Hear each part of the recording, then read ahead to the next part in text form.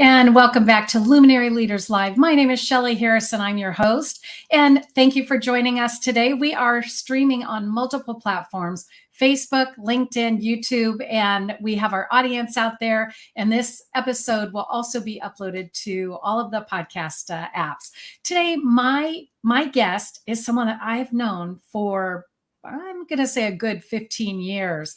And we met because we were in the same circles of all different types of events. And she was a speaker multiple times where I've seen her on stage, and she is a very delightful, caring, and giving person. So I want you to meet my guest today, who is the founder of Sponsor. I said speaker, Sponsor Concierge. And her name is Linda Hollander. So I'm going to welcome Linda. And there she is. Linda, how are you? I'm doing great. Great to be here. Oh, thank you. And, I'm so excited because we did do an episode on Women Lead Radio, which was a few weeks ago. We were audio. And it's been a while since I've seen you because of the pandemic and just a lot of, things that have changed in the speaker world. But I would love for you to kind of share, you are the sponsor queen, helping people all over the world. And I know you had a trip to Africa that I want to get into a little bit because I'm excited to hear a little bit about that. But let's start with you and tell us, Linda, what gets you excited about your business, and tell us a little bit about Sponsor Concierge. Okay, well, basically, I am a champion for women entrepreneurs and entrepreneurs in general, because starting my business got me out of the poverty trap. It got me out of an abusive relationship. And Shelly and I met because at one time I did something called the Women's Small Business Expo, because I started a business with my best friend. We knew nothing. I was an art major. She was a cinema major, but we really grew a business to the multi-million-dollar level. And I was able to move out of my little rent-controlled apartment, really leave a job that was just so toxic, travel the world. All these really great things happened when we started that business together. So I became such a champion. And I said, I want to do the Women's Small Business Expo. I want to create this amazing live event to empower women. And that's when I said, how am I going to pay for it? And that's when I started to research sponsors, because sponsors will pay for your event, your business. If you want to be like Shelly, if you want to be a great influencer with all these great shows, a speaker, an author, or if you want to do a nonprofit, you can get sponsors to fund that. And then the last category of what you could get funded is your projects, because I've worked with documentary filmmakers. And what I say today may work for your child, because if your child is on a sports team or is in an after school program, this may work for your child if that particular organization needs funding. Oh, wow. And you've been doing this for many, many years. And I know that you have different, programs and things that people can learn. And we do have a special offer for our followers and listeners and viewers towards the end. So we'll talk about that towards the end. Linda, when you think of sponsors, a lot of people go, oh my gosh, it's so hard to get them. And I don't know the first thing about going about how to do it. What are some of those key things that people need to know before they even get started looking for sponsors? Okay, well, let's start with the definition of sponsorship. The definition of sponsorship is connecting a company to people who buy things. So that's why they love influencers. That's why they love events. That's why they love you if you're an author or a speaker, if you bring some kind of a platform, and if you have a nonprofit charity or some kind of a project that you want to get done. So why don't I tell you about my first sponsorship, because I think that'll give you a lot of insight. So remember, I wanted to do a Women's Small Business Expo. And I was just kind of driving, and I was stuck in a traffic jam, and I was cursing that traffic jam. I was hot. I was tired. Is that on the 91 freeway or maybe the 55? I mean, everybody can relate to the story. But you know what I did, Shelly? I looked up and I saw a billboard for Bank of America. And I said, oh my God, what if they sponsor? Now, the only problem was I just had an idea in my silly little brain. I didn't know if people would come to my event. I didn't know if it had legs. I didn't know anything. So Mm. guess what I did? I went home and I didn't pick up the phone and call Bank of America. I self-sabotaged, and I see that a lot. Mm. I wanted to talk about it because Yeah. you know what? They're not going to take my call. If they do, I'll make a fool out of myself. They'll reject Oh. me, and I don't want any part of that. So I buried it for 2 weeks. But my Mm. mission to help people was so strong that I did pick up the phone. I got the guy who could greenlight the sponsorship. He said, Linda, come on in. I put on my one good suit. I brought the clunker car. I mean, at that Oh. time, I had this car, Shelly, and it was, oh my God, the paint was peeling. The upholstery was shot. Oh my Parked 2 gosh. blocks down everywhere I went, and I did go in there, but I showed him my sponsor proposal, and if you want, we could go into Mm. that, and Yeah. he looks at it, hands it back to me and says, "Yes, we will sponsor you." And it was a 5-figure deal. It was over $10,000, my first Gosh, good sponsorship for with a you. major brand like Bank That's of huge. America. Yeah. And so, I wiped my hand on the back of my suit because I was so nervous and sweaty. And then when I got back to my car, I did that happy dance. There is nothing like the Like, feeling wow. of getting your first sponsor. And one sponsor leads to another. And it really became the key to funding all of my dreams. Oh my gosh. The first sponsor, 10,000. And it's like, when you get there and you have, whether it's, 500, 1,000, 10,000, whatever, it's exciting, because you think, gosh, this really does work. However, there's a process. And like you said, there is a sponsor, kit that requires, a lot of work that goes into it. However, let's talk about that because you have created something that is pretty robust. Yeah, and this is the step that most people want to skip. But the preparation is the most important because the sponsor proposal is the most important, but the least understood document. So I'll tell you Mhm. what goes in that proposal. Okay. What goes in the proposal for your sponsors is a description of what you do. You need to put benefits for the sponsors, the right compelling benefits, because if they don't Mhm. see benefits, they're not going to fund you. You want to talk about your audience. So, for instance, Shelley, you have a certain audience. There's it's very gender specific. There's an age range. There are a whole lot of data points to your audience. So you want to talk about Mm. that. You want to talk about marketing. How do you get the word out? And when you do your marketing plan for your sponsor proposal, don't look at your bank account. Blue sky it and say, hey, what if I got an extra $100,000? What would I do? And write that as your marketing plan. And then Oh, the last thing is the storytelling. You want to put really good storytelling in there because your relationship, it's not with a faceless corporation. Your relationship is with a human being, that decision maker that can fund your sponsorship. And you want to make an emotional connection and show the humanity of what you do. So that's what goes into your sponsor proposal.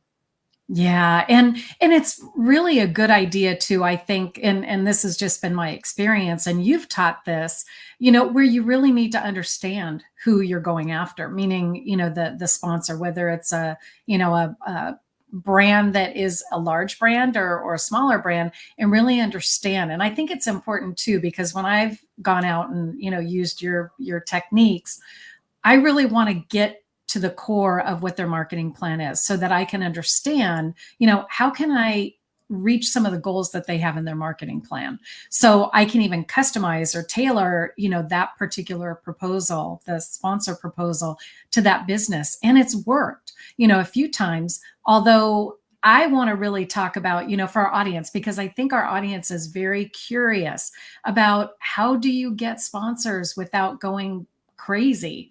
Let's talk about, okay, so once you've sent the sponsor proposal, you've done everything that you could do, and there's crickets.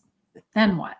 Well, first of all, you need to have a big sponsor wish list because the more leads you have, the more successful that you're going to be. I mean, that's just a Mhm. tenet of sales. Yeah. So I've seen so many people fall in love with a sponsor, but the sponsor doesn't necessarily love you back. Like they say, oh, well, I do all my shipping with FedEx, and then FedEx better sponsor me. You know, first of all, that attitude of entitlement is a big turnoff with Oh, sponsors. that's a good point. Yeah, FedEx that doesn't is a owe good you anything, and they get so enamored with like the companies that they use and say, you know, that they don't approach anybody else, and that's really not the way to be successful. Have a big list. point. If you hear crickets or you don't get any replies, move on to the next one. And then Yeah. the other way to do it is to think of it as a campaign and not a one Mhm. and done, because a lot of people say, well, I sent an email to my prospective sponsor and they didn't answer me.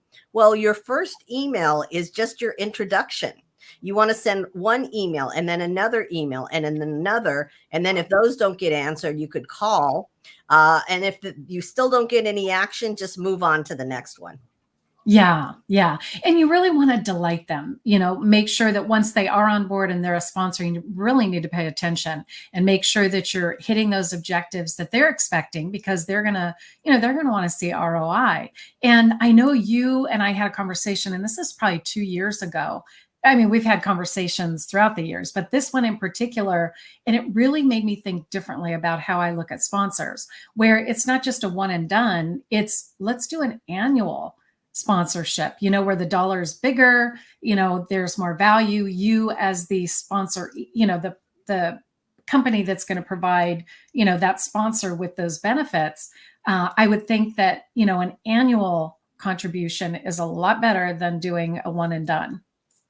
What are Yes, your thoughts on that? I want you to bundle all of your benefits. And if you're like Shelly and you have multiple shows, if you have a few events, bundle them all together. You're going to get more money. You're going to get more sponsors, and you're going to get more renewals. So let's talk for a minute about the renewals, because the Oh, renewals, renewals. Yeah. oh, those are delicious. Yeah.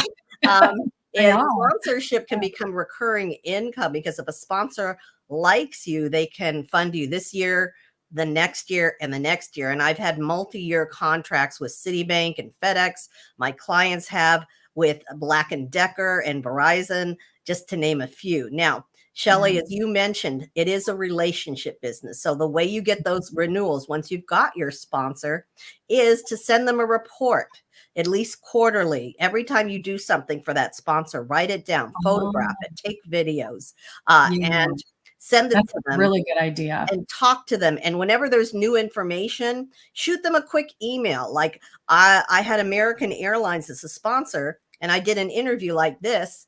And then I sent an email to American Airlines. I said, hey, I just promoted you on a radio station that has 75,000 listeners. And she Oh my emails me gosh. right back. She says, wow, great for you. They love the new information pitch. Oh, And they yeah, and renewed you with just mentioned them again, so maybe it's time to go back to American Airlines, right? exactly.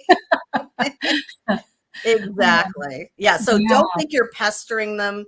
They really, really communicate with them all year long. And then the renewal is the most natural thing in the world.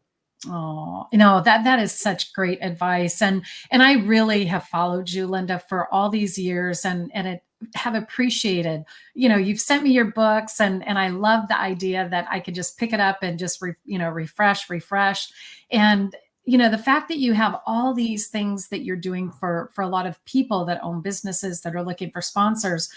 Tell us specifically, so what are those services that your company provides for people that are looking for support with sponsors, gaining Oh, sponsors? all right. Well, we help them with the industry standard sponsor proposal. Hmm. And remember, if it's not industry standard, you're not going to get funded, and you may not be able to resubmit, because sponsors remember if you sent them something that was not professional. We Yeah. give people access to sponsors, because a lot of people say, oh, I'll find my sponsors on LinkedIn, and they try it. And it's an exercise in frustration, because a lot of sponsors don't even list on LinkedIn, or they don't want to be DM'd on LinkedIn. So you want to get a curated list. We have Mhm. those curated lists of the decision makers. And then lastly, we just help you make the most money. We don't want you to get a few bucks here, a few bucks there. We want you to get the big bucks. So you're going to give my information. I see it's there already. Yeah, and I'm gonna Oh, should I give it? Or Yeah, here it is right here. okay. So it's successwithsponsors.com, and you can put your name in there. And my gift to you is the #1 secret for getting sponsors if you go to Mm. successwithsponsors.com. Wow. Well, that is great information, Linda. And, we're going to switch gears just a little bit because I know you took a trip to Africa, you and your husband. And I would love for you to just kind of share the most exciting experience that you had in Africa. Oh, wow. Well, that trip, that safari was something that I never would have been able to do unless I was an entrepreneur, unless I had funding from sponsors. Because when you get funding from sponsors, you could get more money than you need and, put it back in your business or even take a vacation with it because they don't really ask you how you spent the money. You just have to fulfill your contract with sponsors. Right. So the African safari was something I'd really been wanting to do for a long time.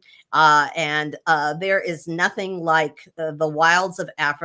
It changes you. It changes your life. It changes your perspective. The shot that I got that I loved the most was on one of our game drives. You go on game drives. One of them, if you're not an early morning person, it may not be for you because you get up at 5 a.m. before the Oh, sunrise. gosh. And then you go in the afternoon on a game drive.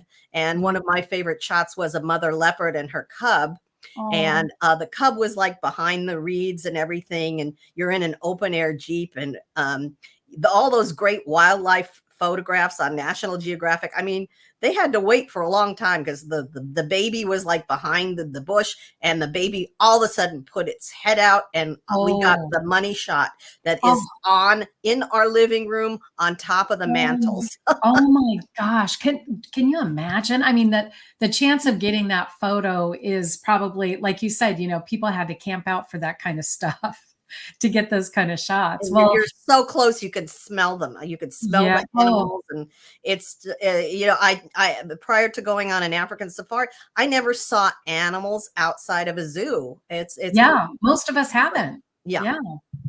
Yeah, well, that I'm sure. I mean, I saw the video and it was just extraordinary the way that kind of shared your experience and it is, I mean, a trip of a lifetime for a lot of people. And I'm so glad that you and your husband were able to share that experience together. That's exciting. Yeah. Yeah. Oh, yeah. Well, Linda, we're about almost done with the episode, and I would love for our listeners and our viewers and our followers, to hear from you just maybe something that you might recommend.